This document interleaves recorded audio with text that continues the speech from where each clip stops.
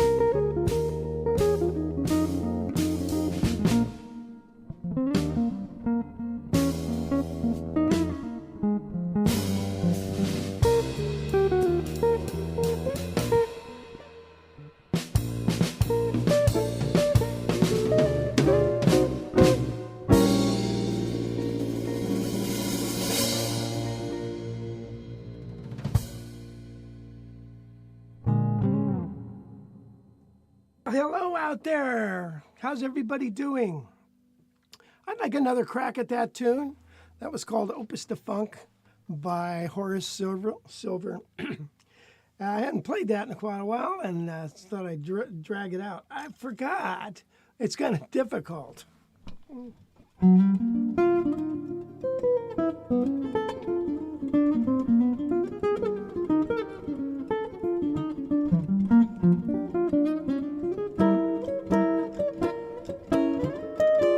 That's the ending.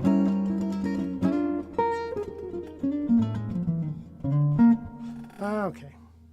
Anyway, so take two. Can you punch that in later on? Anyway, how's everybody doing? You guys doing okay? Look we've got some happy people here. Dave Happy Thursday. And Kirby's here. Andrew, thank you for joining us. And that is Robin Rings. And what does that say? Boingo Boingo or something? And Jimmy Rolfe.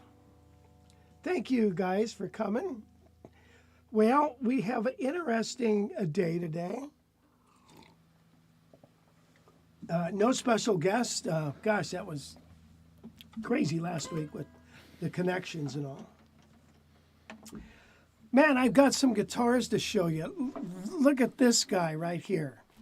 This is a Heritage 575 Custom with a solid spruce top. Normally it's a carved maple top and one single HRW, Howard Rendell Wall pickup. Isn't that pretty? Let's look at the rest of it here. Why not? Got a real pretty back. Maple neck, mahogany neck. It's all bound. Got the nice frets, binding on the fretboard. So the Custom, I have a Custom, but not with a spruce top. So this is really nice. And the HRW's pickups, Howard Rendell Wall works at Heritage, and for a while he was modifying, I think, the Schaller pickups and turning them into Howard Rendell Wall pickups. I don't know what exactly he did, but he seemed to improve on it. It made it kind of a darker pickup, and I like it. So that's in there. I've got it in that particular pickup in a couple other guitars. So this is... Did you mute me? No, nope. Oh, cord came out. Duh. So anyway, it's a nice guitar. I bought it from a student I had sold it to a couple years ago, and now he decided he wanted a 175, and so I bought it back. So it worked out pretty good. So if ever you get a guitar from me and you want to sell it, let me know. Who knows? I might buy it back.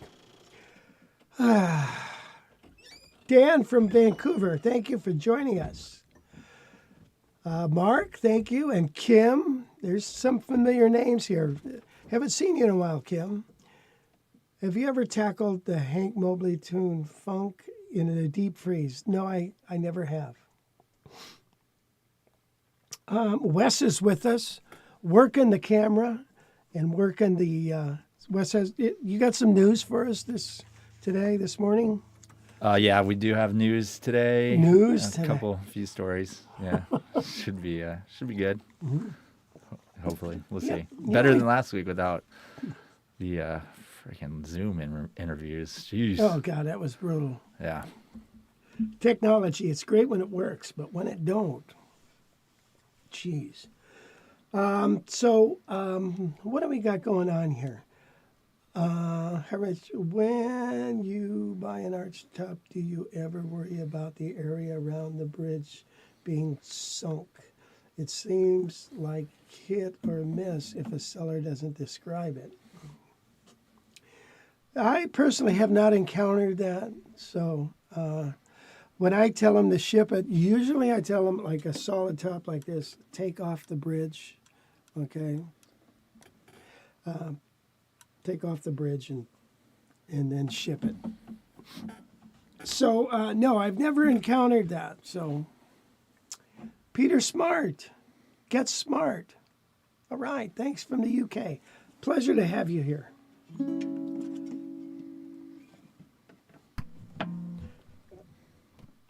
I tell you, well, let me complain to you about all my aches and pains, if you don't mind. Just kidding. You got enough of your own. But sometimes I can't get the cord in, far enough because it hurts my hands to push. But anyway, isn't this a sweet sounding guitar?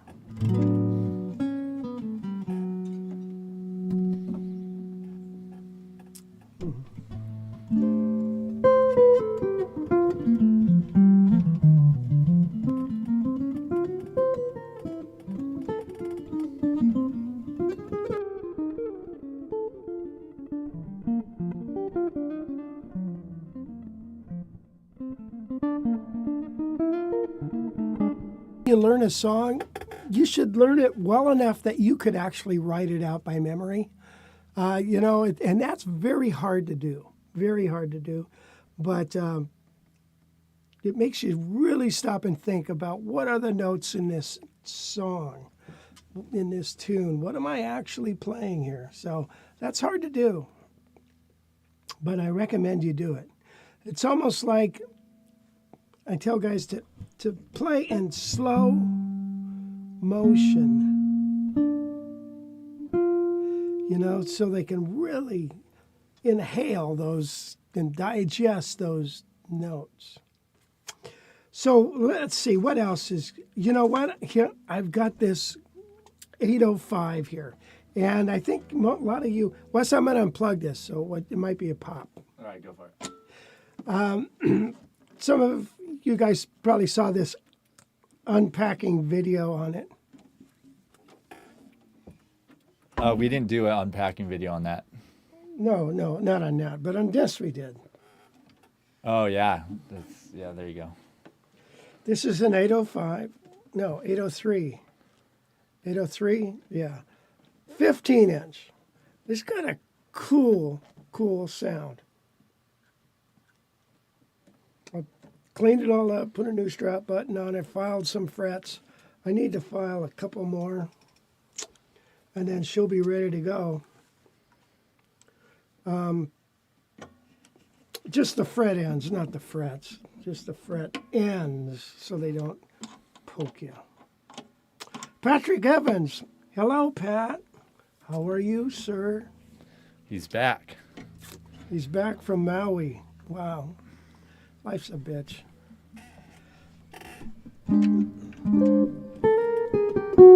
Life's a beach, actually. Life is a beach. In his case, it would be life is a beach. Right. See how funny that was? That was ha ha ha. Hilarious. It's like a T-shirt. I liked your fake courtesy laugh there, too. That I got. I'm going to play the song again. Cool.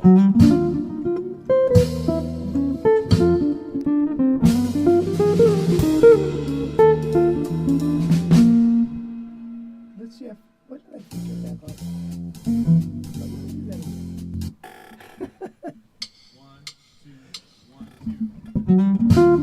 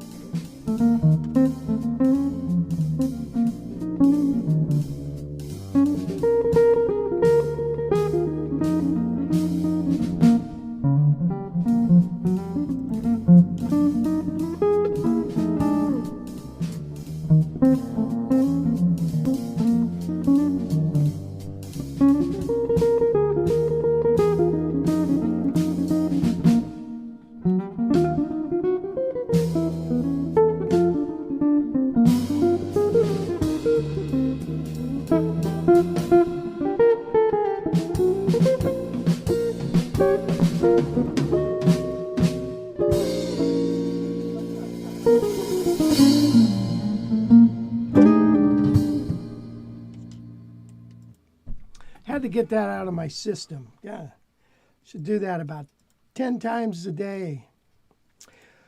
Ooh. Well, where are we at, Wes? Anything interesting on here? I can't keep up with it all. Is it sounding okay out there? I just went and checked. The audio seems like it sounds good. We tried some new stuff today. Tried to run it off my laptop. So hopefully let me know if the video looks better to you guys out there. I feel like the video Seems like should look a little clearer today than in weeks past.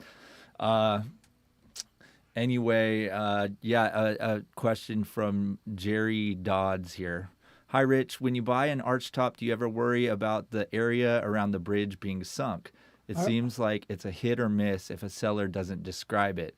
Is this something to worry about? Yeah, I already answered that. Oh.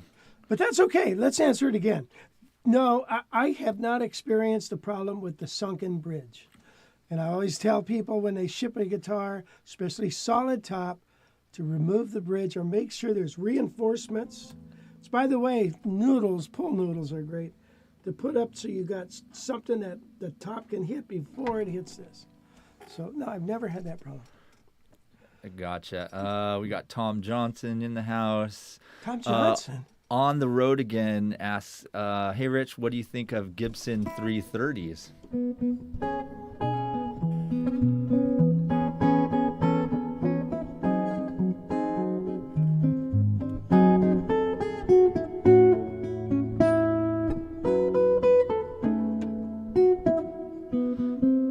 You're not going to sing? On the road again. No. That's a good song, man. What a great song. Yeah. Anyway, Gibson 330s. What are your thoughts? I like them. One thing I like about them is, as opposed to a 335, and especially the early 330s, is that the neck isn't so long. You know, it joins the body at the 14th fret or something instead of the 18th fret or something. You know, on a 335, the neck, an E chord's out here. You know, so, but on a 330, it's right here. So I like that. I had a 330 right after we got married, and I got it from Jim Walker, you guys who remember him, Jim Rolfe and Robin Riggs. I got it from Jim Walker, and Jim was a wonderful blues guitar player. I traded him my 64 Telly for it. But then when you get out and start playing rock and blues and stuff, the thing fed back all over the place. I didn't like the P90s in it, so of course I carved it out and put in humbuckers and ruined it and stuffed it full of insulation. And I finally sold it to one of my students who I recently talked to. This student, I mean, we're talking 50 years ago.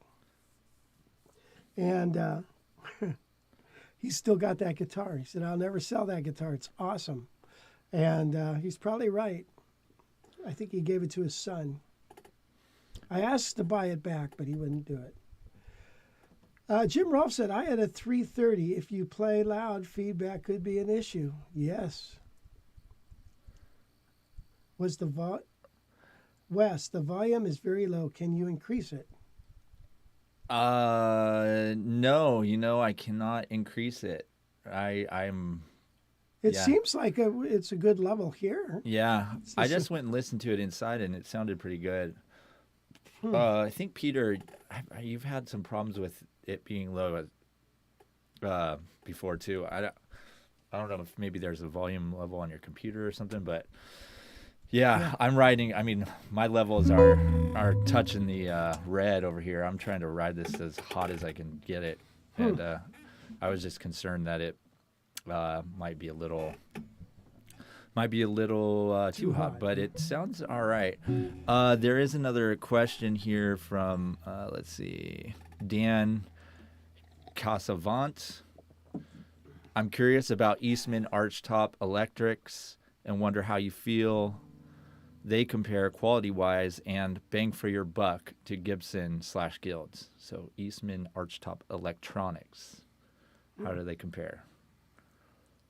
Well, in the beginning, it seemed like the electronics were cheap junk, but I think they've done that. This particular one, this guitar, and has been modified. They've got the orange cap on there, and the big fat capacitor, and I don't know why manufacturers just can't put in the best pots and wiring they possibly can.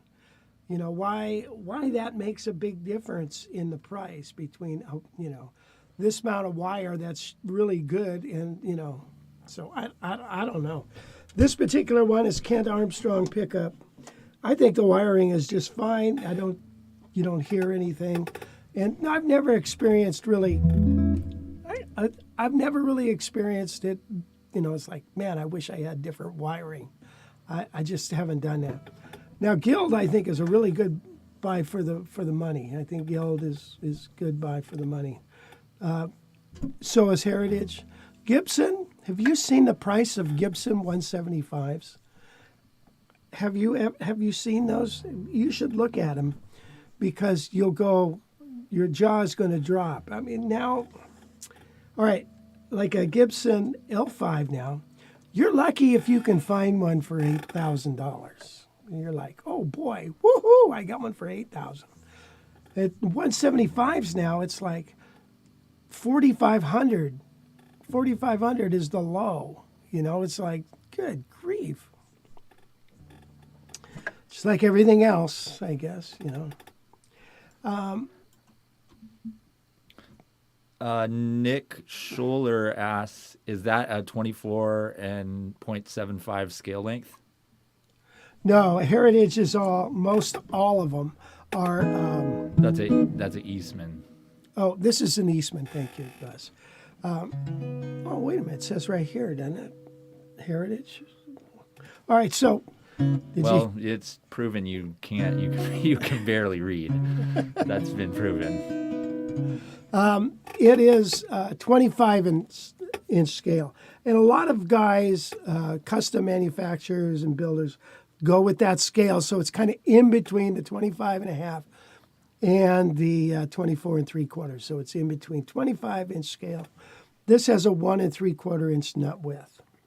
The main reason why I don't play a lot of Heritage or Eastmans, they don't have fret markers. You can't teach. It's how do you teach with that? Here, put your finger here, and then guys, 1, 2, 3, 4, 5, 6. It's just, so that's one of the reasons. Let's see. Shaft 9000 picture is excellent. Awesome. Glad to hear that. Mic placement could improve some, though. I don't know. Shaft 9000. I want to get him like a preacher mic. Have you ever used one of those? I feel like that would be a good thing for us to get, is like one of those little wire mic. Oh, like Garth Brooks would sing out of. Kind of. I think he had the big old foam ball on the end. We don't need like the full blown Britney Spears thing, but like a preacher one, where it like comes to like right here. Because we have problems with then trying to get the actual sound of the guitar coming through the board, but it's coming through that mic, and it's hard to like navigate all these sounds out in the open air. So anyway, has any of you ever used one of those for video? It'd be great to know. But I'm glad the picture quality is better. That's cool. Nick Scholler says, I like the 380 Paisano, which is very comfortable. How does the body on this compare? Same depth? No, this is deeper. This is deeper, and it's solid. The 380 is laminate. This is all solid wood. Makes a difference. The 380 is my least favorite of the Paisano series. 680 is nice, and the 680 is nice, and of course the 880 I think is just a stellar guitar. So one of the things about the 380 is it just seems little, and kind of the sound is kind of compressed, a trebly sound. That's my overall opinion about it. This has got a little rounder. Listen to it. That low sound.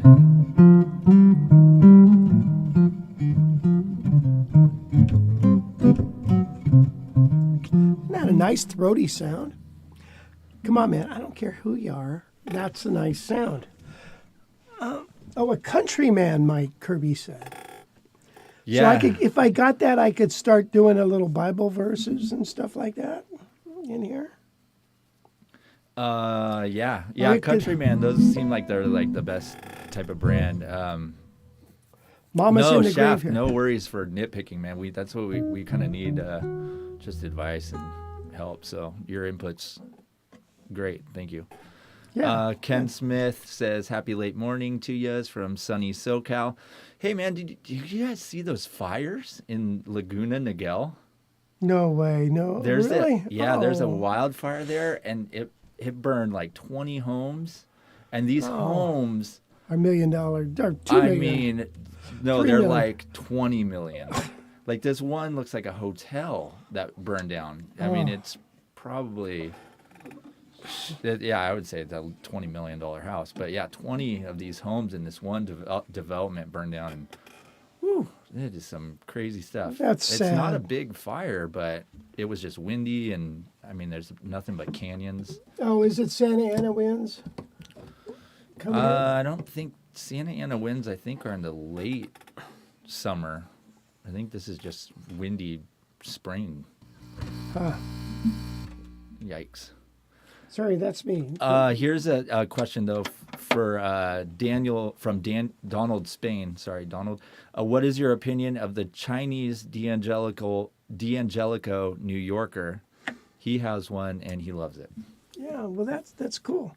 I can't form. I get asked about those all the time, and I really can't form an opinion because my only experience with them is I've seen them at the NAMM show. I played one, almost bought one time, the real expensive one, I think, from a guy at a guitar show. I don't know what to say about them. I just don't have enough experience to make an intelligent decision about them. So I probably should. Now this is a guild made in China. It's one of the newer ones. And I still need to raise this pickup. You see how I can raise it up here a little. But it's a cool sound. It's that old school sound.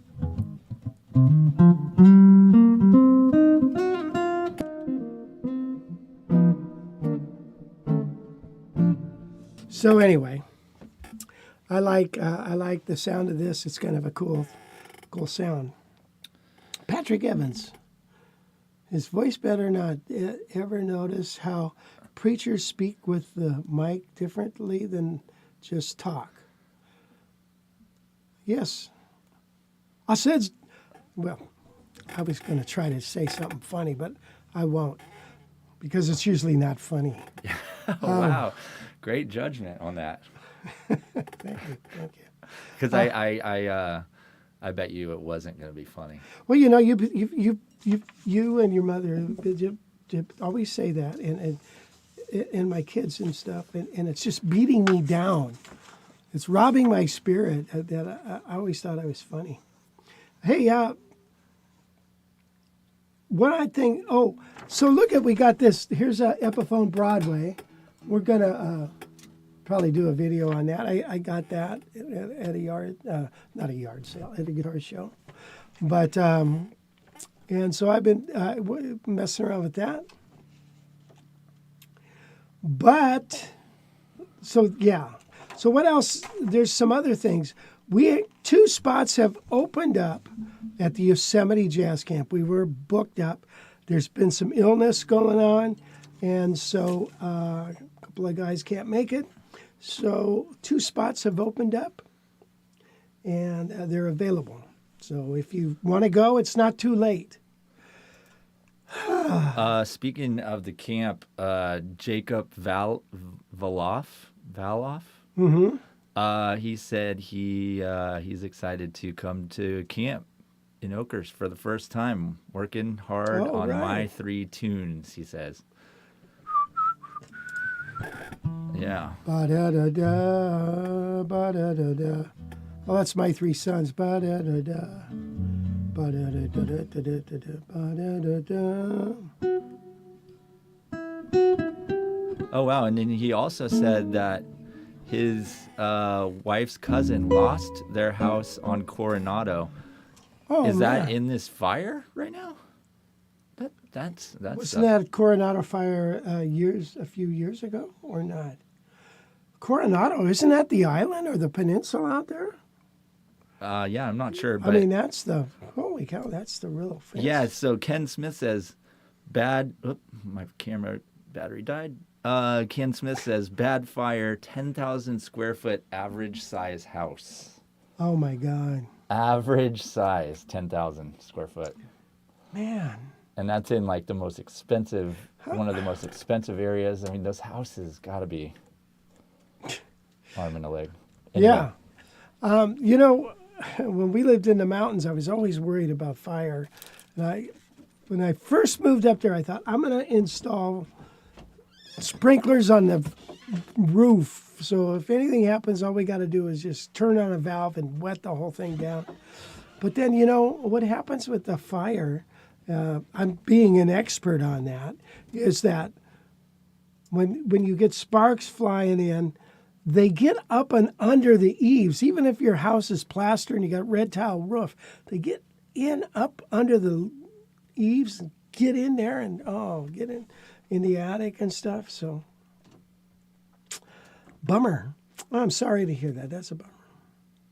All right, so let me play a song on this guitar, shall I? I've only played one. Well, I played 2 songs already, didn't I? Maybe we don't want to do that. Hold on. Okay, holding on. Just do whatever you want. Do whatever I want. Thank you. Do you need my permission to do stuff? No, you're my kid, man. I don't need to ask you anything. Right? Then just play it. Do as you're told. Finish your dinner or go to bed. Actually, I'd rather go to bed nowadays. If you ever thought of playing, I'm going to attempt this. You know the song Norwegian Wood? And 5/4 time?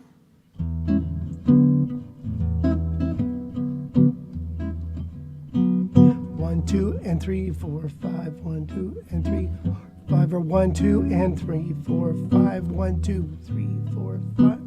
That's how you subdivide a 5/4 measure.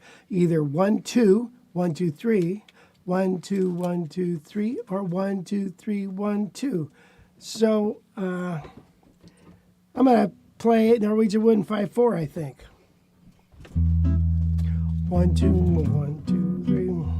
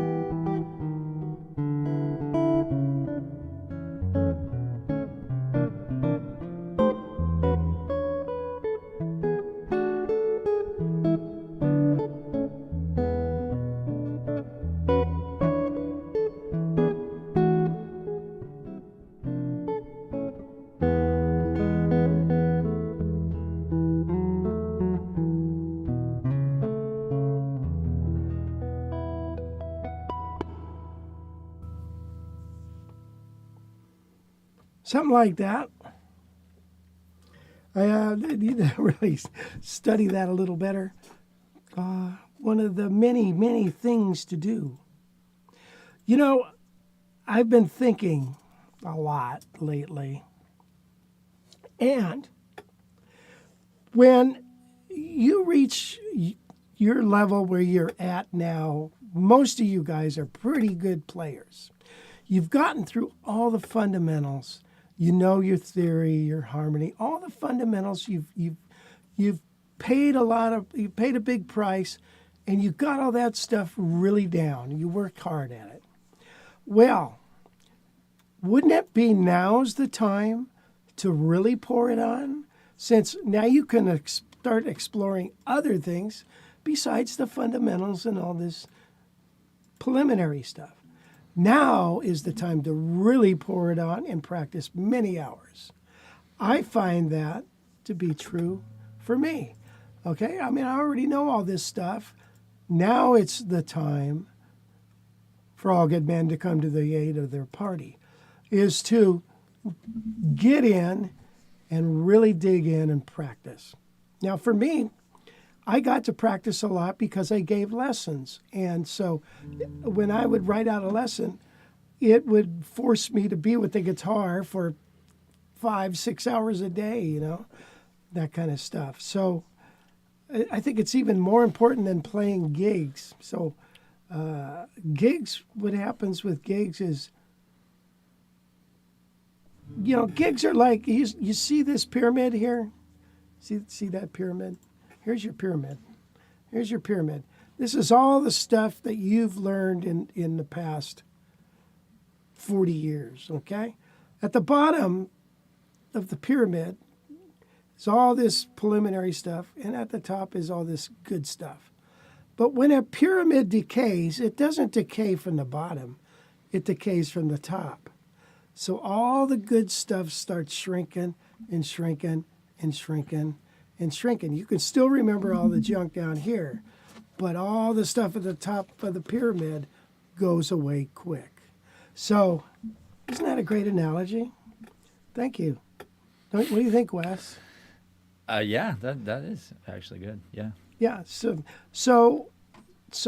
the key is to keep that peak going and build it even higher and higher. So, you know, again, at the Guitar College Library, I have resources listed as one of the things up there, and it'll help you with song lists and getting your thoughts together on what to study and all that stuff. So that was just a little $5 footnote on how to keep your thinking straight. You know, you got to focus in on those top things. But, you know, you have to explore new ideas, even new ideas based on old principles, like playing Chuck Berry or playing just a 1-4-5 blues. But don't play it the way you've always played it.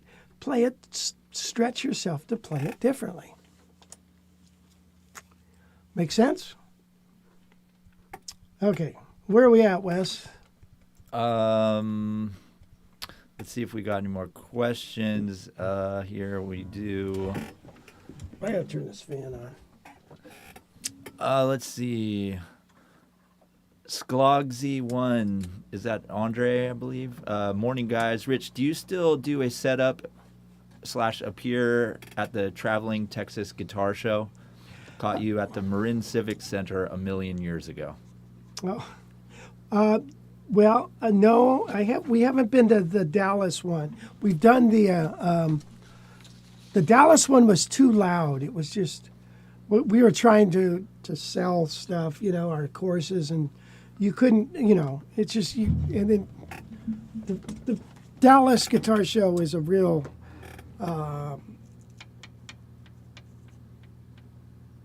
bummer for us.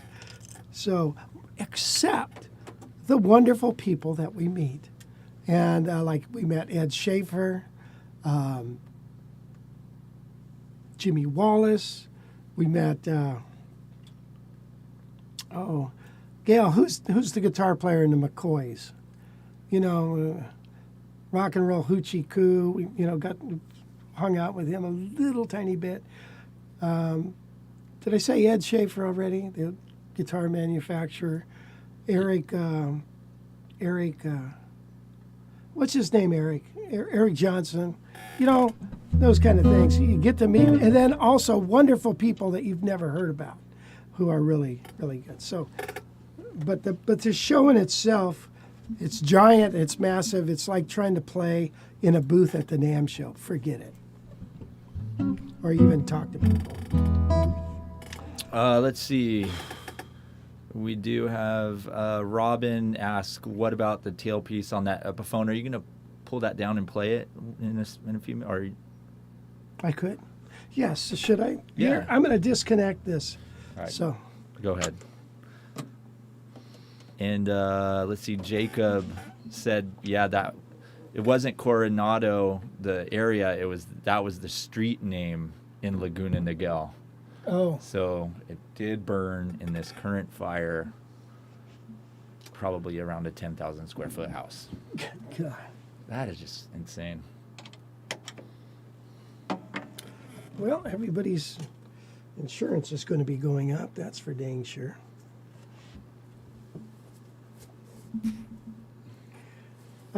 Yeah, so this pretty heavy guitar. I think this is 17-inch. Feels like it anyways. 25.5-inch scale.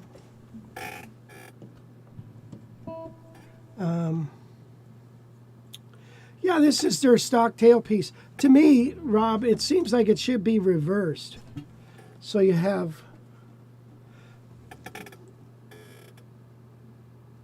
Never mind. It's cool. When you take this off, when you go to change strings, these all fall off. But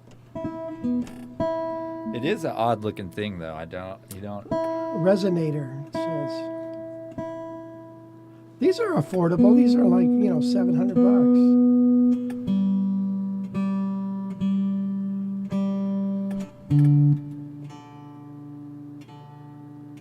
I killed your mic. We can go without the tuning. Okay, all right. Well. Broadcaster. Let's see. I got some other stuff here.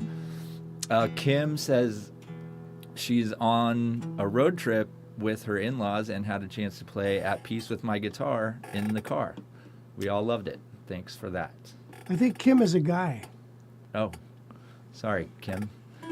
Anyway, At Peace with My Guitar. Good little plug there for your. Oh, thank you. Your fingerstyle album. Yeah.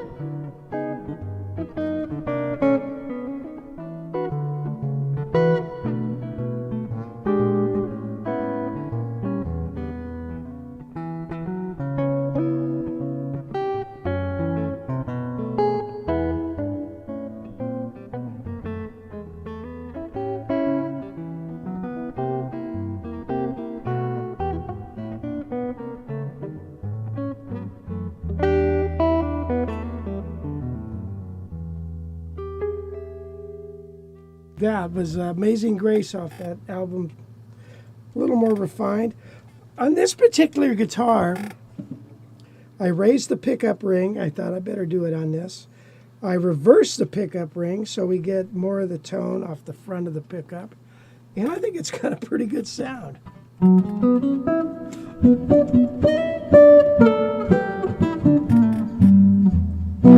Got that big fat sound, doesn't it?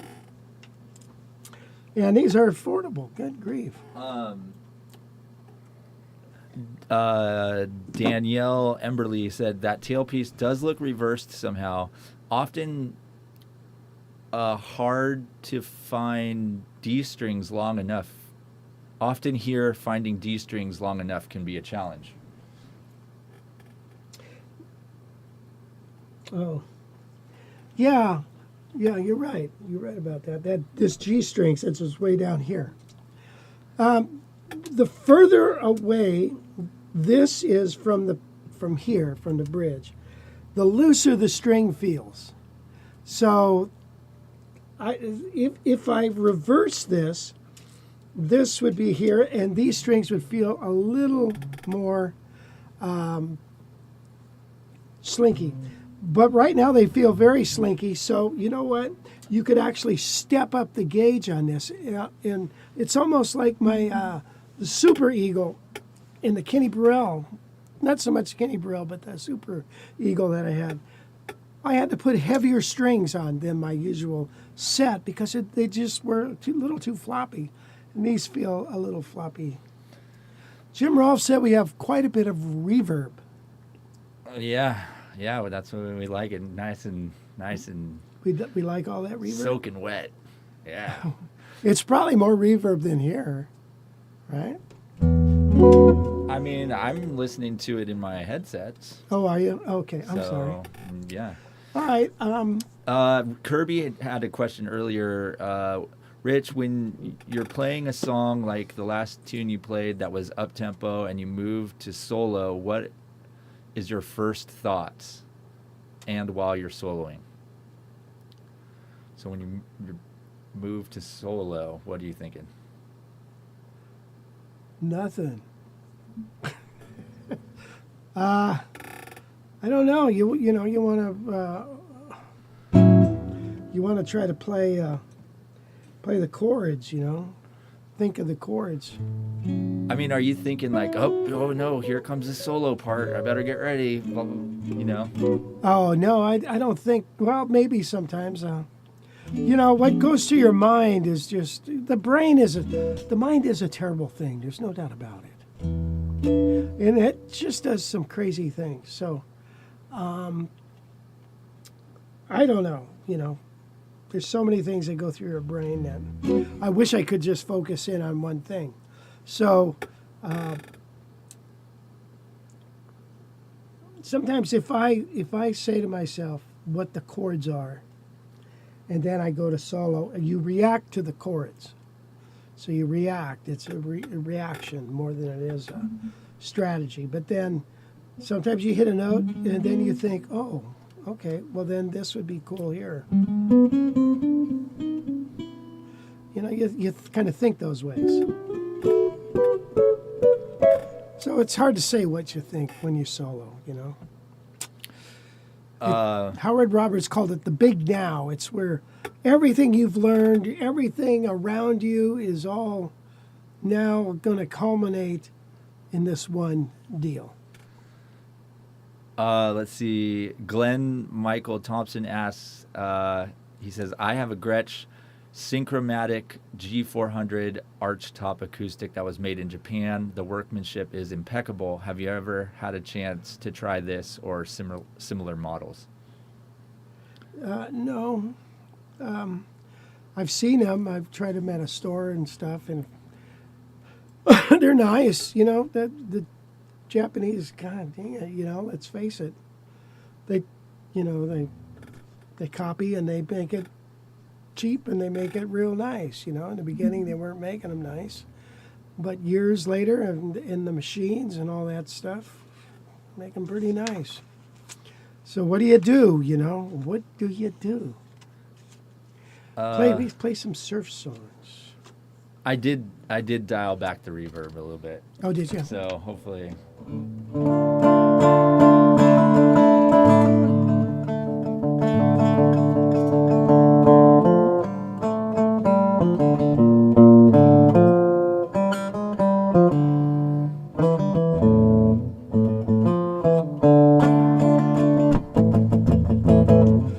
What's the name of that song? Pipeline? Mr. Moto. Yeah, that is a good one, Mr. Moto. Mr. Moto. Yeah. And the Pipeline, Walk Don't Run. You know what I think my favorite surf tune is? Miserlou. Lonely Bull. I agree. Lonely Bull, man, that you can't beat that song. You cannot.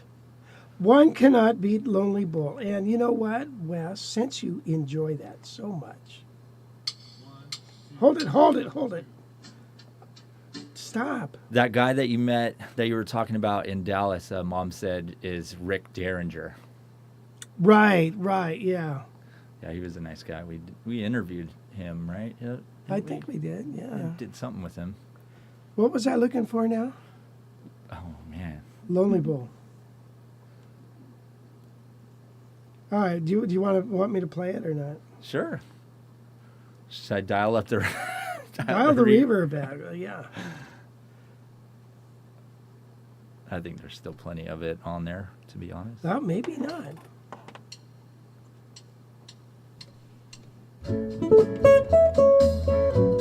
Oh, sorry. I need more reverb here.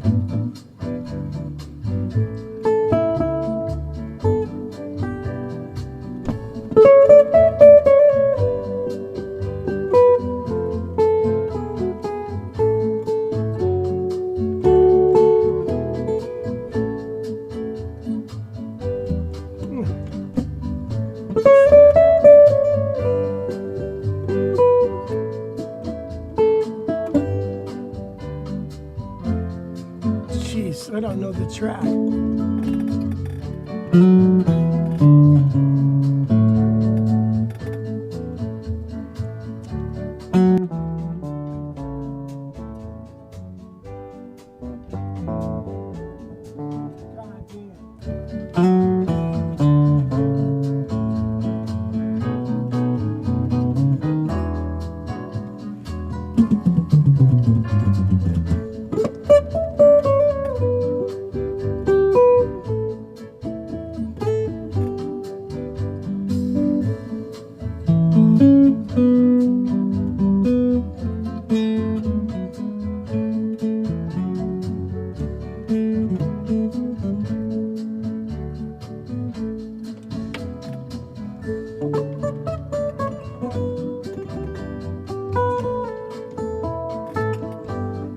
Tommy Tedesco.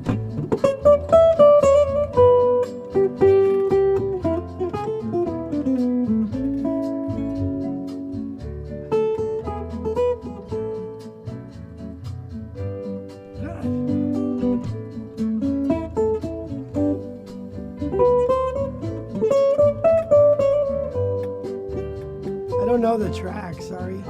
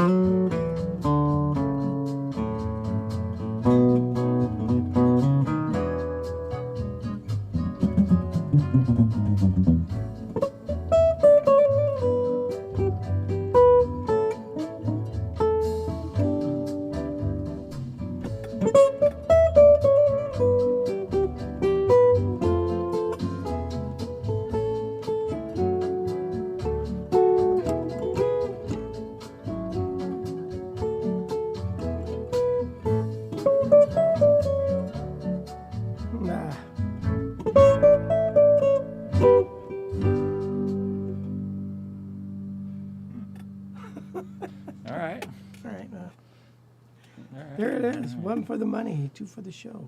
Yeah, that's a great song. Love that. Wes, you got any news, or should we do a lesson, or what do you want to do? Let's see. I'm trying to get through these comments. Oh, yeah. Thanks, Pat and Mark. Tips for Wes. Awesome. Appreciate that. Yeah, that's nice. Yes, love it. So really appreciate it. Wes is going to Nicaragua Yes. to go surfing. Yeah, 2 weeks from tomorrow, speaking of surf songs. Yeah. And bring some surf music with me. Yeah, exactly. Yeah. 2 weeks from tomorrow. It's going to be great. It's going to be great. Wow, you'd be safe down there. For 2 weeks, too, and be there for 2 weeks. Which means the live stream for those 2 weeks is going to be sketchy at best. Yeah. Maybe we ought to postpone it maybe I ought to go with you. Yeah. Why don't you do a live stream down there? Yeah, that's not a bad idea. Too busy surfing. Well, you can take your camera on the surfing, and let's see, you've got maybe some horseback riding on the beach, quads. Quads, yeah. Yeah, jungle hikes. Yeah, it's going to be great. Watch out for the cartel, man. Some monkeys. The monkeys are going to be down there? Yeah, there's monkeys there. Yeah, I need a couple more minutes for guitar news here. I'm almost ready. Can I do a lesson then? Yeah, do it. Okay, so I've got this course, or this lesson. It's the Dirty Dozen Arpeggios for Jazz Improv. Looks like that. And the theory is, you learn some arpeggios that are kind of cool, and then you learn to play them all over the neck, and from those arpeggios are some of the choice notes that sound nice against certain chords. So why don't we just randomly pick, well, let's look at the very first one. The very first one is a major 7. It's a G major 7 arpeggio. Now, it's quite simple, this.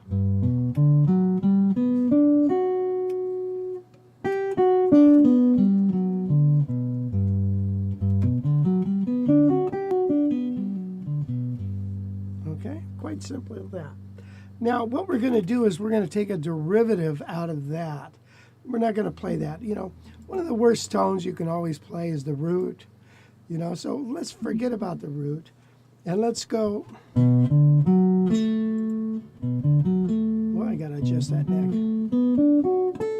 So now this is like a B minor 7 over a G.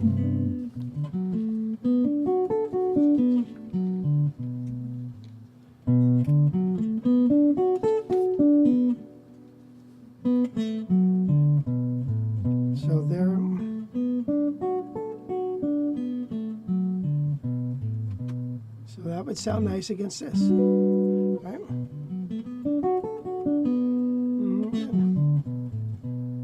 All right. Now let's take a minor one. I've got several of these.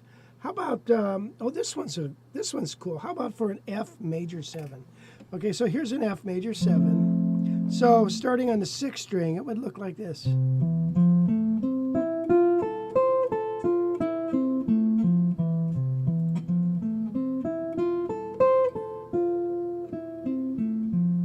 But now here's the derivative from it. So I'm going to go 5, 7, 3, 9.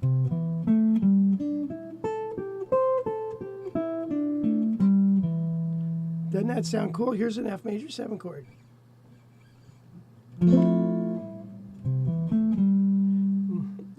Let's see.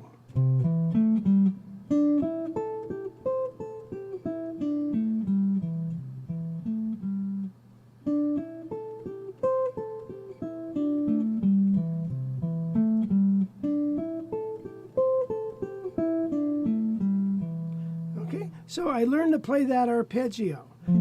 So for E flat, it would be this. Now for the key of G, it would be this.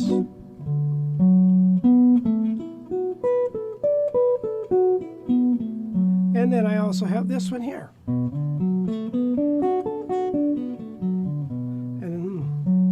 And then this one.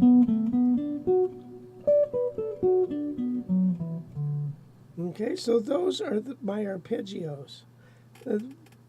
So we're taking and we're using some of the extra notes, like the upper partials, the ninths, the 11ths, or not the 11ths so much, only in the minor chord, but in the 13. Okay, so yeah, so that's what you want to do. So I've got 12 of these. And they're derivatives. So you got the arpeggio and the derivative. So there's like 4 for major chords, 4 for minor, and 4 for dominant 7. So we use flat nines and altered and augmented chords. So when you see D7, you're playing a D altered arpeggio. That sounds cool, not just a D7, you know. That's like Dobie Gillis, man. That's like Square, Maynard J. Cribs, you know. So, but this is a little hipper.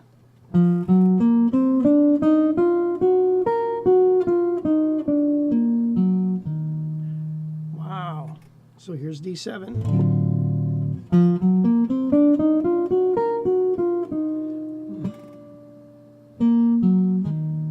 Okay.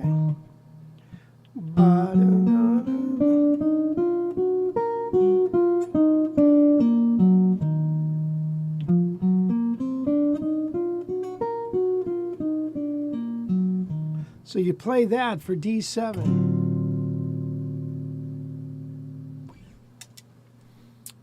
Okay? All right. So go to that lesson, check it out. I think it'd be really beneficial for you to really get all that good stuff. Okay. Where are we at now, Wesley?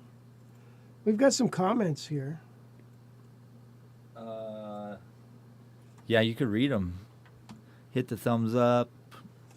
Mr. Moto, Jim says, starts with a B flat triad second inversion with an open E first string. Donald Spain. Oh. Oh, yeah.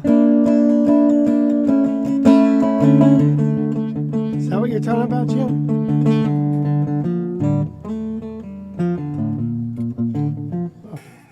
What's the name of that arpeggio lesson Jim just asked? Dirty Dozen Arpeggios for Jazz Improv. Awesome. Maybe we could post a link in the description. I think it's probably there. I think your mom did that. Oh, gotcha. Or just post it in the chat, too. If you forgot to mention it, all these guitars are for sale. Thank you, Gail, for mentioning that. I was planning on keeping them all, but now that you said that, no, they're all for sale. I bought them to sell, and these are affordable. This and that. This one is not affordable, but I tell you what, this is a very, very special, unique guitar, and this will go, it's well worth the amount of money based on what you can get all these other things at. Okay. Okay. Where are we at now, Wes? I could do news.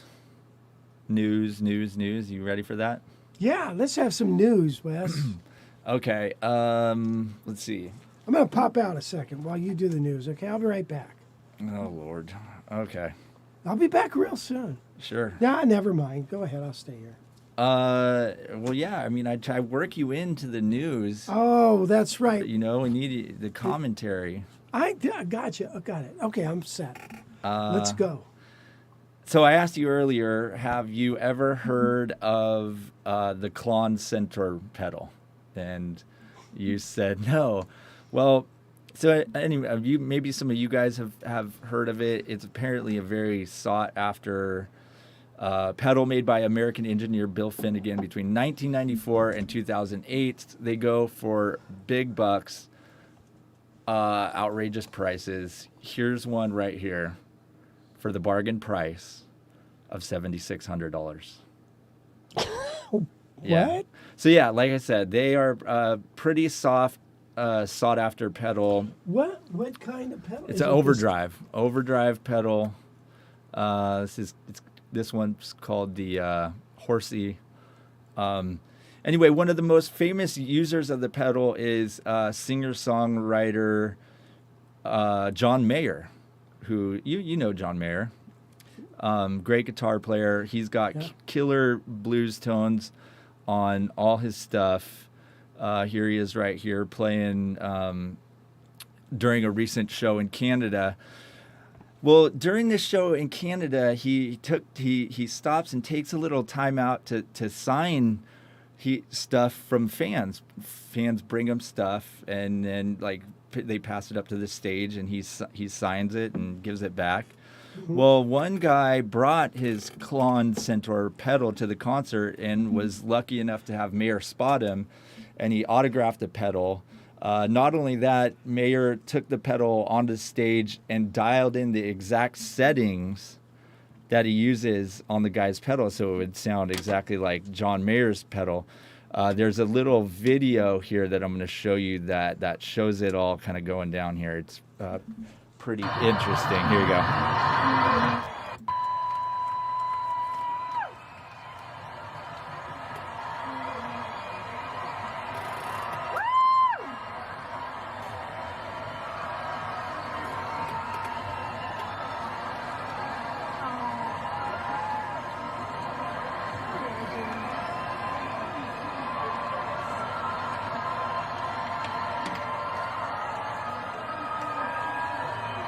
Wow.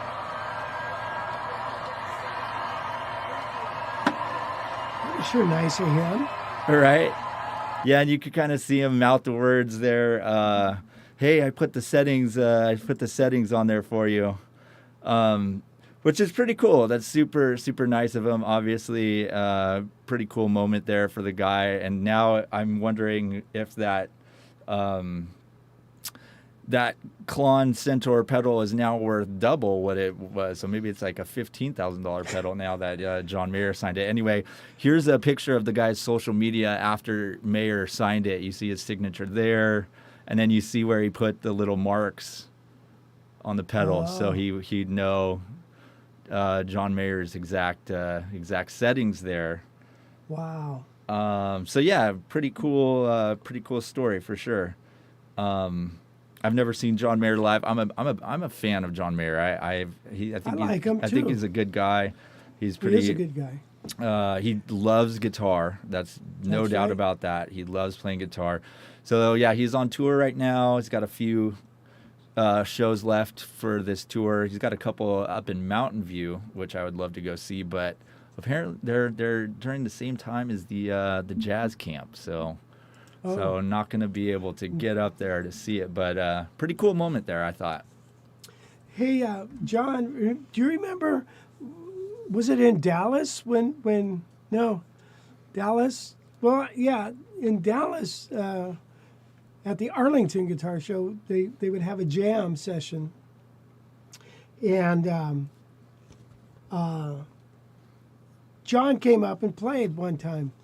And then some people had heard who were getting married in the banquet room were getting married. They heard that John was there, and they went up there, and John brought him up on stage and sang him the song that they wanted to have sung at their wedding because they were having this song, and so he just sang it for him.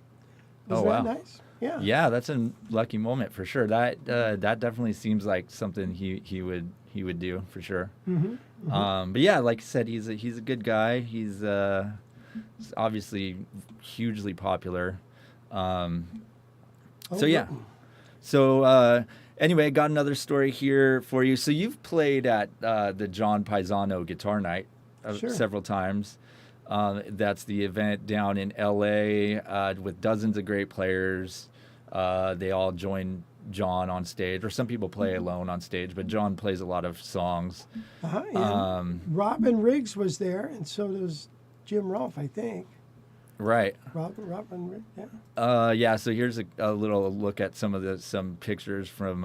he did an interview with Bob. I just watched that. Yeah. So he just did this interview here. This is from Jazz Guitar Today, Bob Backert. Is that Right. sat down with John for it's a long podcast video interview. Paisano talks about all kinds of fun stories. The interview, yeah, like I said, it's on the Jazz Guitar Today channel. So if you want to go watch it, you can find it there. John is definitely getting pretty old. He's 91 years old now. Yeah. You can still see he's got his signature Eastman. Well, no, that's not his Pisano. That's not his Paisano, but they're still cranking out that Eastman signature. Right? Oh yeah, absolutely. But so despite his age, he's still able to play a little bit. I mean, he's not as versatile as he used to be, but he did play a little bit in the interview. Right. And here we'll show you. Well, you know what? We're going to have John on our live stream. Okay, I'll believe that when I see it. Okay. How much money will you give me if we get him? $0. How much money will you give me to produce that interview? $0. Okay, sounds like a deal. Okay. All right. Anyway, here's what he says about playing. Play a note or two. Can you play a note or two for us? Well, my playing is not. That's one of the things I was going to mention about playing in a gigs right now. It's hard after it's almost 3 years. You know, if you can play an open G chord, I would be thrilled. If you're thinking about buying some. Anyway. Oh. Let's hold on. I can skip this. Solar out here. panels. Hold on. Okay. Stand by. Do you remember last week Chris Montez said John played on, I think it was Call Me. Yeah, definitely. Anyway, here's the rest of what he says.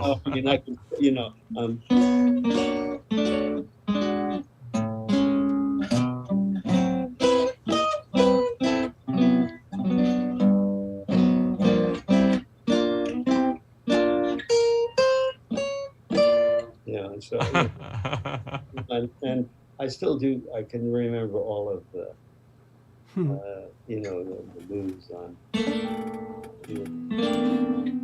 Well, the problem being that as I get. So yeah, he's still able to play some of those hard, some of those tough chords, which. John, yeah. Yeah. If he got motivated, he would play his butt off. John is playing. Older. When I played with him, I thought he played better than ever. He's so melodic and so relaxed and cool, So yeah. So yeah, he talks about all kinds of stuff in this interview. It's definitely worth watching. He talks about the origins of Guitar Night, how it all got started. He also talks about the final Guitar Night he played, and even mentions them wanting to bring Guitar Night back. Let's see if we hear that part. Yeah. The last one I did, the one I mentioned in March 2020, was with Lee Ritenour. And what we did, I have the names written here. So it was I Lee was there then. Ritenour, Tom Rotella, Mitch Older, Tim May, and Jim Fox. You had a big night. Didn't all play together, but I would join them on several tunes. They would play a couple with their own little groups, and it went great. In fact, they've been not calling me, but telling whoever works there they want to get Guitar Night back there, and Sure. And I guess I could do it, even though my playing is my fingers aren't as fast as they used to be. I could play a couple of tunes and have them come in, and we talked about doing that. I probably will in the next few months. Just have a great time. Just hang out. Have a great time with your buds. That's what it's all been about. Yeah, give those people an opportunity to show you how much you mean to them. That's a That's nice a big thing to deal, say. John. It's a big deal. Give those people an opportunity to let them show you how much you mean to them. Yeah. So yeah, definitely cool. And then you played there. This was one of the last times you played there, or the last time, right? Which was in June of 2019. So about about a year before that. So here's a little bit of this.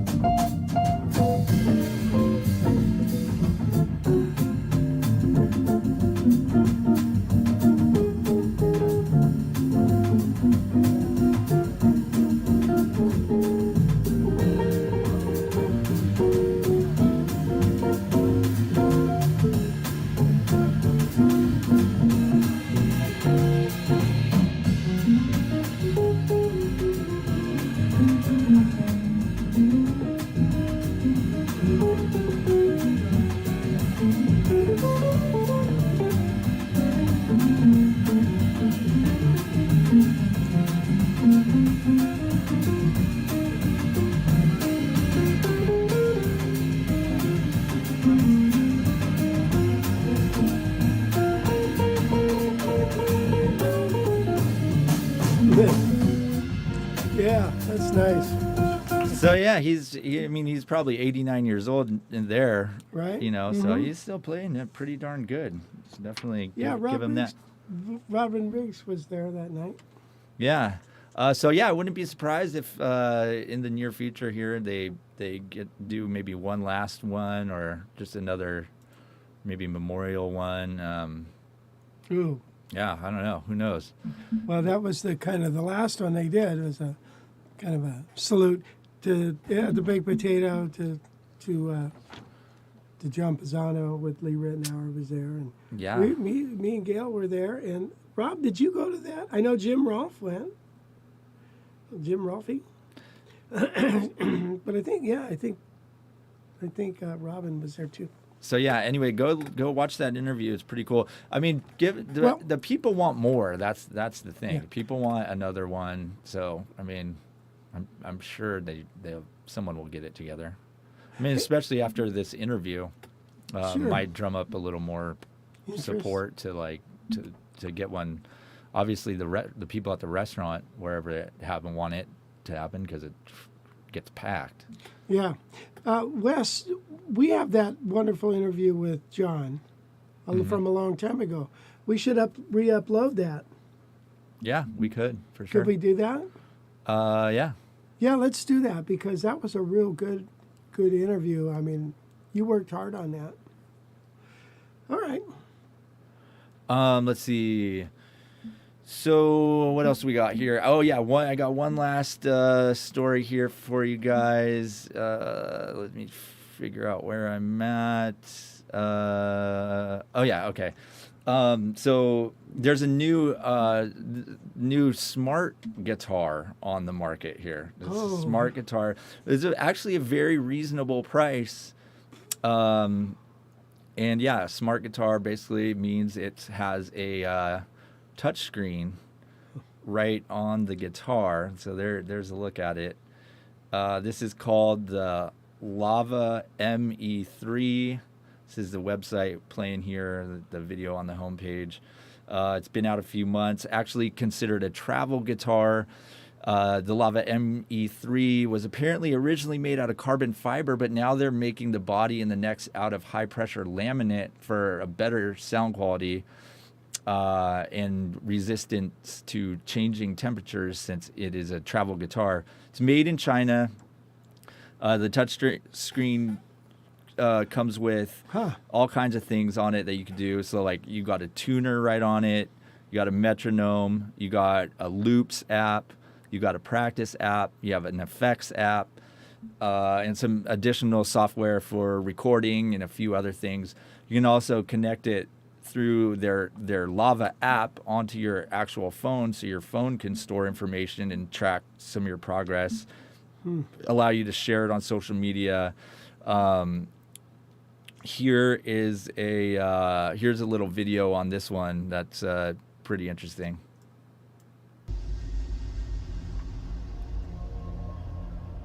Can you play a game on it? Is this possible? Powerful effects are built in your guitar and could be activated by just a tap. It accompanies your practices. It facilitates your creations. It is a collective innovation across various fields. Lava Me 3. A multi-touch display replaced the mechanical control panel. Equipped with lava-designed hardware and software, it opens up a whole new world for music creation. With a single tap, you can activate the display. You will see a tuner, metronome, and a series of apps. A pluck on the string will give you instant feedback. The lightweight interaction enables you to access sophisticated functions that could only be possible with external devices. Wow, that's pretty cool. Yeah. The Effects app incorporates dozens of unique effects. Right. It's into got this tons of compact effects. device. It's got tons of effects on it. It's got all kinds of interesting stuff. What the coolest part about it, I think, is it's only $700. Produce a cascade of effects. So it's not like it's this out of this world price. I mean, especially when you consider the price of just the smartphone these days. I mean, a lot of them are well over $700 just for the phone. So has it got like a wire? Can you make a call on it? No, it's not an actual phone. It just has the apps for the guitar. But yeah, I mean, I think that this is kind of where guitars are headed. I would not be surprised if in about 5 years from now, every guitar brand has a model that has a version of that has a little display screen on it. Because why not? You know, young people, young players can't do anything without having a screen nearby. So yeah, I hear you. So yeah, I mean, I would say that, yeah, my guess is about 5 years you're going to see every guitar brand having a guitar with a screen on it. But it's also pretty cool. I mean, like, it's convenient. You don't have to get a tuner out. You don't have to get a metronome out. You got and all the effects, right? Kind of like that Eric Johnson guitar with the effect. Right. So you could get that. That's kind of neat. You know, I don't like the fact it's acoustic guitar. I wish, but you could put electric strings on it. Right. Finagle a way to get some electric strings on there, just nickel, so you can bend and all that stuff. Well, I think the reason why it's a travel, it's supposed to be your travel guitar. So Right. if it was electric, you'd have to bring an amp, right? So so yeah, I mean, then that would kind of, yeah, and plus, if you want to practice without an amp, you can. So it probably doesn't have distortion on it and stuff, huh? Well, I'm sure it does in the effects for sure, but then you got how- the how- effects. You got to plug the guitar in to hear the effects. Oh. I mean, it's not like you're gonna yeah. just click it and it's gonna make your acoustic sound reverb. You gotta. The effects are probably only when it's plugged into something. Yeah. But the metronome's not. You know, I think Right. the metronome plays through a little speaker in there. It would have to. The tuner, obviously, you could use. So, I mean, there's some functions of it that you could use without having to have an amp, which is what I think makes it pretty cool. Yeah. that Plus, is cool. also, it might be helpful for practice too, because there's apps, the practice app in there. You could track your progress. You can look back at what you've practiced before. I think it'll keep a log of the things that you're practicing. Sounds like you can record yourself if it's got a looper. Yeah, So exactly. it's got to have a speaker. Yeah, but I'm unclear whether those functions work with the amp only or Right. if they work just as an acoustic. But Lava. but either way, I think that that's kind of the future of guitars right there is having a smart screen on it. I mean, they're still gonna, like, Fender's still gonna make a Strat and Telecaster, but there's gonna be some new model that comes out, like the Mega Strat that has the Ultra Strat or something, you know. Right. The Smart Strat that has a screen on it. So Yeah. yeah. Oh boy. Yeah, that's cool. Oh yeah, and as Jim points out, there might even be, I didn't dig too deep in there, but there might even be like a headphone jack on the guitar itself. That's true. You know, That's true. Yeah. plug headphones into it, then you got an instant speakers there. You know, it'd so. be neat if it could Bluetooth to a little stereo speaker. Yeah, you could carry around with you. Yeah, I'm sure. Wouldn't that be cool? Yeah, I'm sure they're working on that. But I just thought it was pretty cool. Like I said, I think it's where all things are going. And you would think that guitar would cost like $3,000 just because it has a screen on it, you know. But for $700, I mean, it's not that bad of a deal. Right. Yeah. Yeah. Interesting. Well, that was cool, Wes. Some nice information there. That pedal cracks me up. I noticed Rob Riggs had written on there that he had bought a clone pedal. Is that right, Rob? So a clone of one of those. Right. And he said he really liked it. So, if you can't afford the $7,500 for the real deal, you could probably pick up a clone for a couple $100, huh? I think so, yeah, and I think they make now a cheaper like their new version of it is cheaper. So they stopped making it in 2018, and now they have like a cheaper version. Yeah, like here's a used clone. Oh. $109. Oh wow, yeah. Yeah, but here's let's see. Let's go to reverb here. Yeah, like look at this one. This is $8,000 for this puppy. Huh. Wow. So yeah, I don't know why they're so exactly why they're so expensive. You can here. This is what you want. 2 of them in the gold and the silver will run you $18,000. Okay. Wow. Yeah. And look at even the logo seems like it's rubbed off over here. So yeah, I'm curious to wonder why these are so great.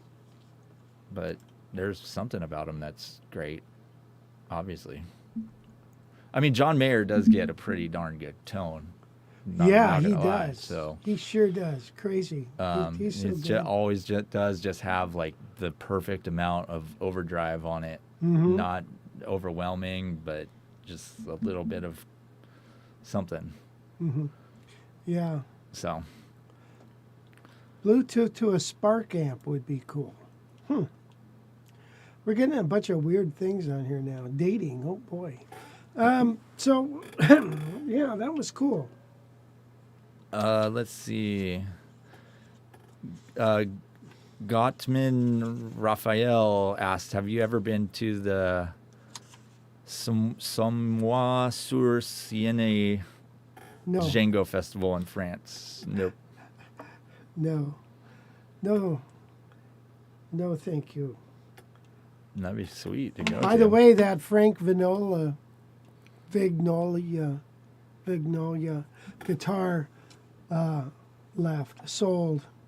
We got, the next day after the live stream, oh man, I want that guitar. He had the Thoreau, what's the guy's name that designed that? Ryan Thorell kind of designed it, and he had one of his original guitars for, he said he bought it for $13,000, something like that. But he got this one too, so. And then we also got rid of this, the Samick JZ3 went out yesterday too. So we're moving some guitars and we're buying them and all that good stuff. Let's play Bluesette. What do you say, Wes? Sounds good to me. Can you turn my... Oh, okay, good. I think the volume on the track is going to be low. Okie doke.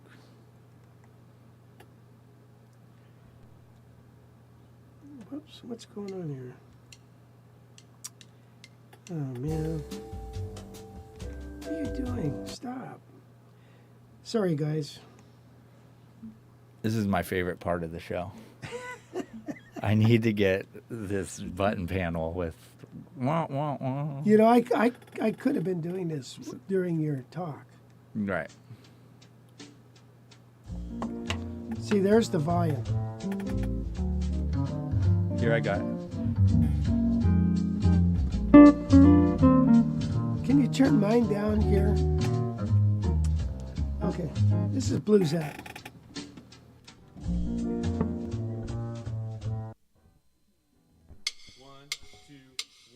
All right, this is Blue.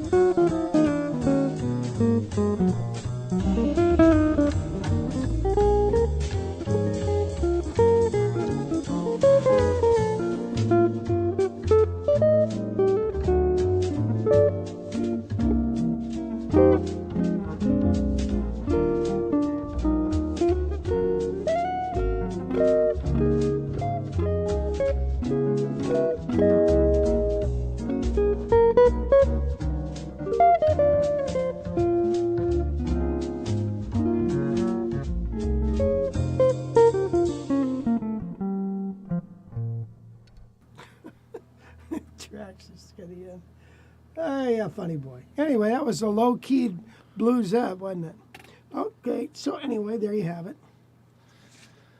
Let's see, this guy on here, Anton, says, I'm the son of Congressman Miller, Illinois District 15. Please play YYZ, or we may have to use congressional executive power.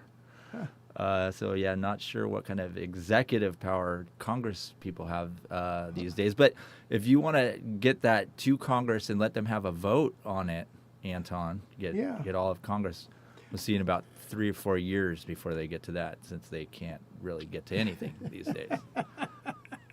So good luck with your dad and his fine work in Congress. Hey, so look at. I was thinking about, I got some things from Diodario, and I was, we've been selling our strings, and they've been going like strings, hotcakes. But I was looking, I bought some things, and I thought, I wonder if anybody else would like these things. This is a guitar stand, that you a neck up kind of thing. You put your guitar neck on there to work on it. Very compact and easy. And so I was thinking about combining that with some of this here. This is lemon oil cleaner and conditioner. Here, go to this one. There. It's good for the fretboard, or the hydrate, which is that's a cleaner. This is hydrate. You put it on your fretboard when you change Quit strings. moving it. Put it up there and hold it still and spinning it. There you go. All right. Combining it with that and maybe a humidifier and a tuner, a string winder, one of the Diodarios with the clippers on it, and maybe putting that together. I'd like to hear your thoughts on that, if you think that would be something anybody would be interested in. Well, the strings go like great, but these tuners haven't been moving very well, and I think these are fantastic tuners. Okay, Wes, do you see the reverb stuff I had sent out there? Let's see. Hang tight. Yeah, which one do you want? Oh, wait a minute. Somebody had a question about this. This is not, let's see, rosewood sides and back on that Heritage, or it's maple. It's maple. This is maple sides and back. Okay. Yeah.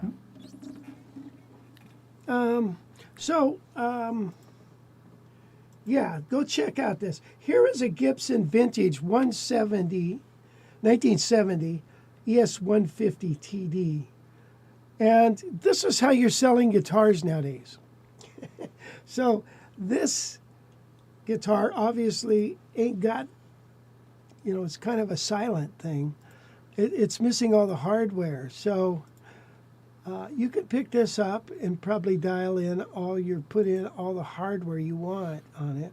Those guitars are very interesting. And I remember I almost bought one many, many, many years ago, or almost thought I ought to buy one, but I didn't.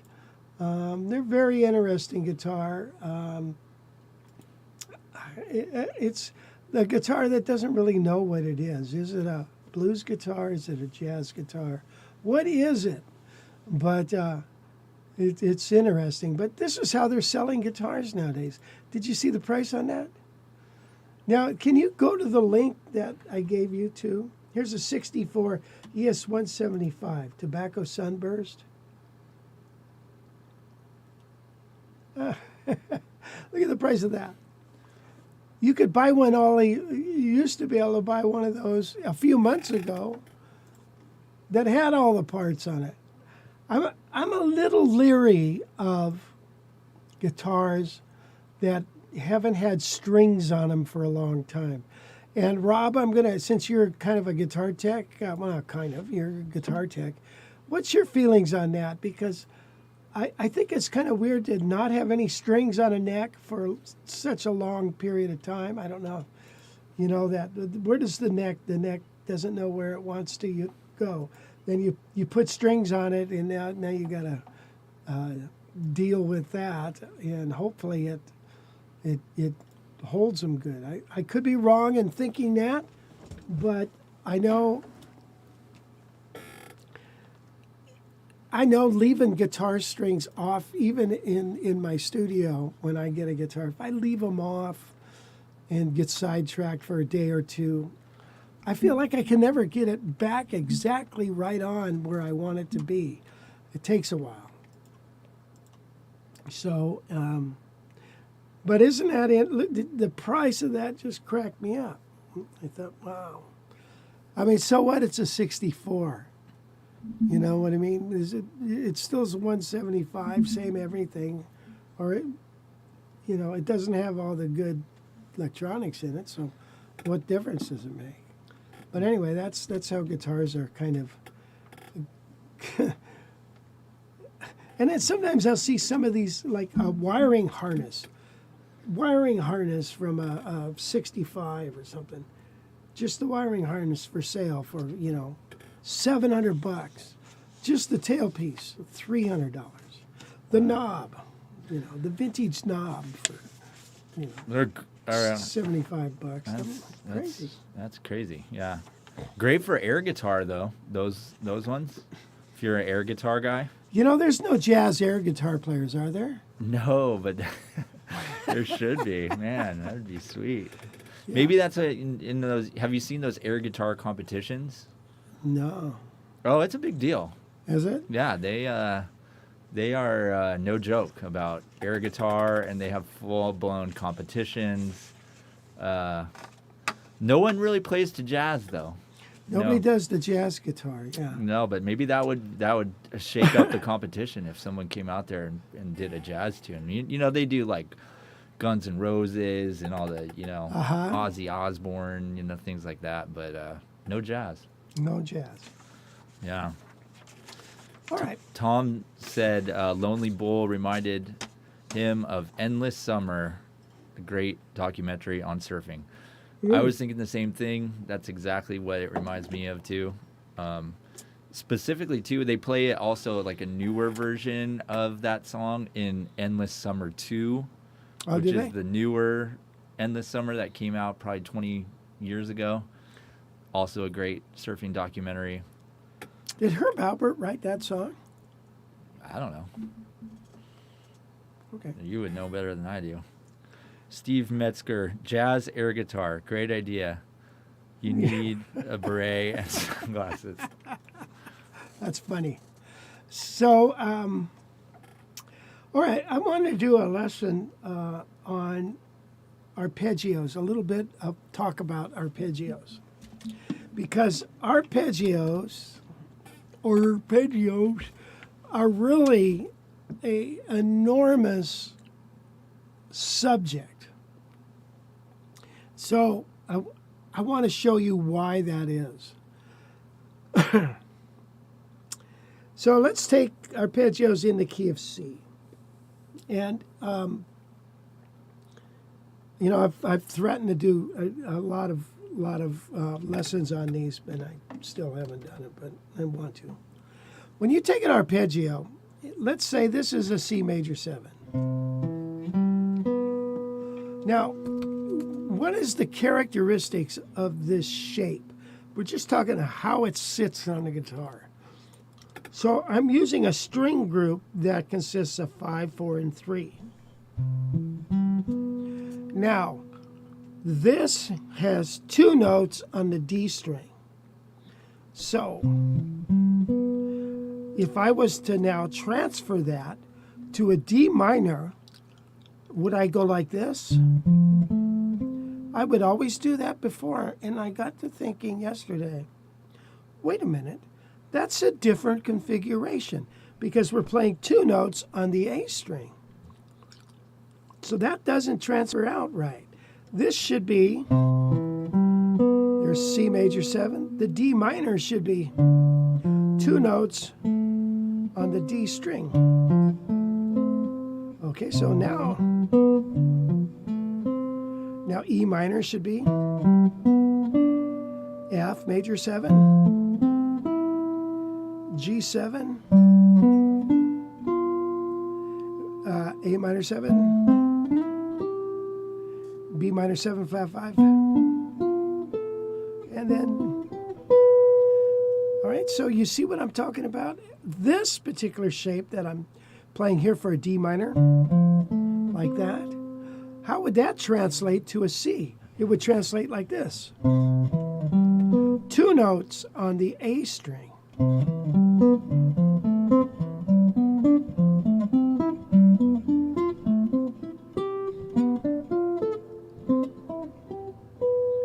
When I play my arpeggios steady and do this, and then to this, that's 2 different shapes, okay?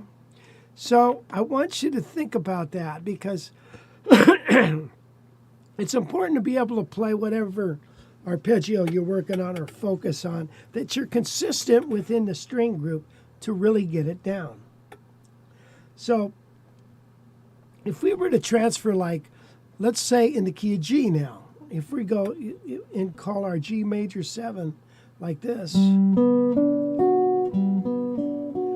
Well, then to go to A minor 7, it would look like this.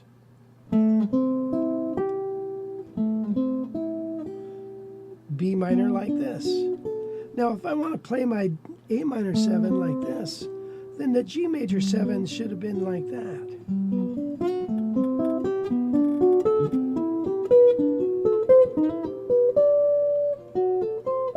Now that one was even wrong too, right? Because, wait a minute, how did I?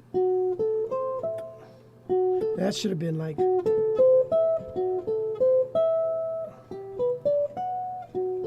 Right.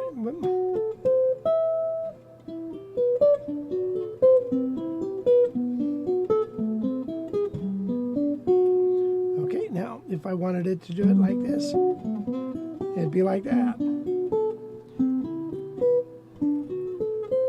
See that? Beat D7.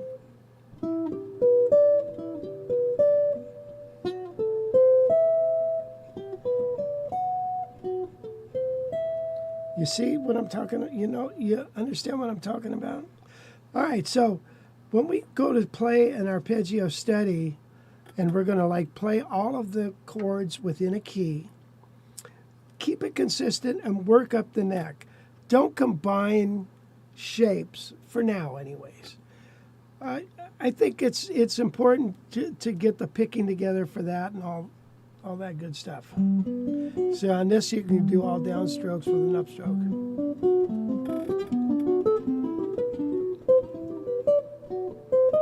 Whoop. So if you get my drift. Now when you go to play a arpeggio steady, you might do one up, one down.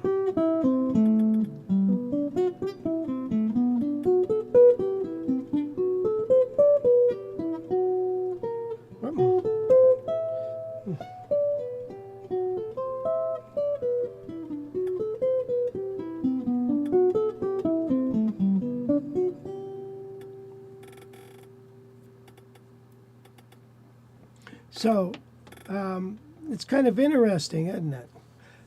If I did G major 7 like this, again, I've got two notes within this string group here, of these three strings, two notes on the fifth string.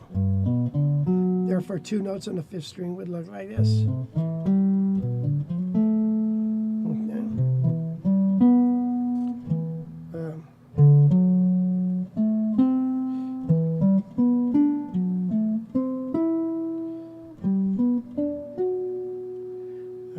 So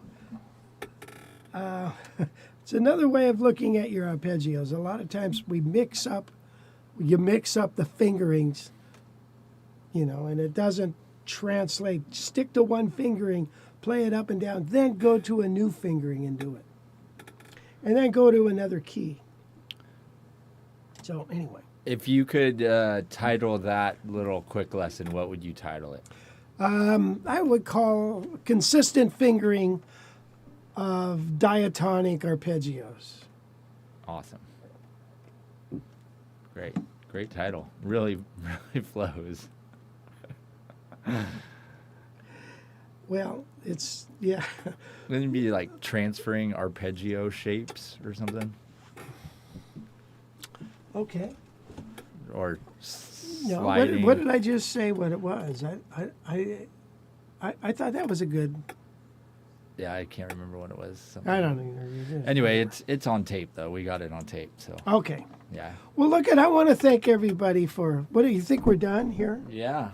I think we had a wonderful session today, and it's not a good session unless you guys show up. Because if you don't show up, we're not going to show up. So thank you very much for doing that. I really appreciate you guys hanging out. Wes, thank you for all you do. Yeah, no problem. Anytime. Yeah. Okay, we'll do another one next week. And then Gail, thank you. And hit the like button and the thumbs up and all that good stuff. It gives us much good ratings with that. And if you want any information about these guitars, email me at richardguitarcollege.com and we'll go from there. Whoa, whoa, whoa, whoa. This, I tell you, this spruce top, it jumps out at you. It's cool.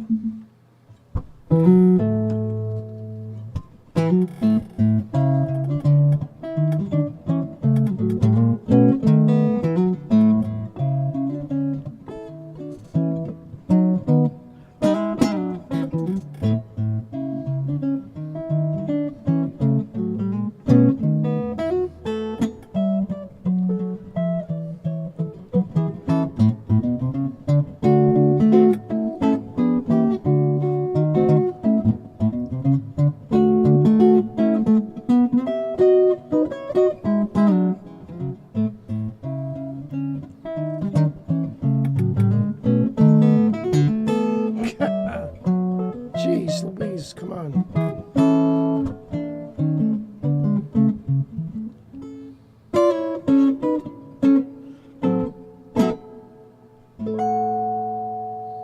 We'll see you next time with a new show, so stay tuned. I sound like I'm running a kids show. Oh, you end the stream. Okay, good. End the stream.